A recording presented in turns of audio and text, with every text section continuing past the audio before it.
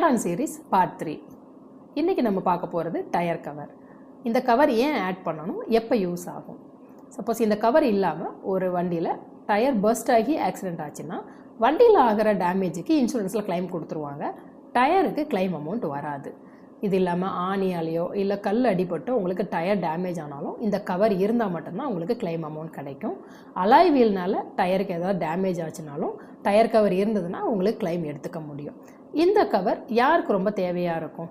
நீங்கள் long drive நிறைய use பண்ணுவீங்க, ப்ளஸ் ஹைவேஸில் அதிகமாக ட்ரைவ் பண்ணுவீங்கன்னா, இல்லை ஹை அண்ட் கார்ஸாக இருக்கக்கூடிய BMW, பென்ஸு, போர்ஷே, ஆடி மாதிரியான காருங்களுக்கும் இது கண்டிப்பாக தேவை.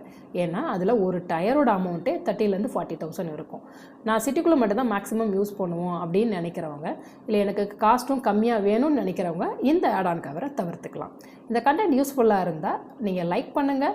இன்சூரன்ஸ் பற்றின டவுட் இருந்தால் கமெண்ட் பண்ணுங்கள், இல்லை ஸ்க்ரீனில் தெரியிற நம்பருக்கு கால் பண்ணுங்கள். இன்சூரன்ஸ் பற்றின அனைத்து தகவல்களுக்கும் நம்ம சேனலை சப்ஸ்கிரைப் பண்ணுங்கள். Stay connected with our channel. பேசுவோமா இன்சூரன்ஸை பற்றி வித் முருகேஸ்வரி.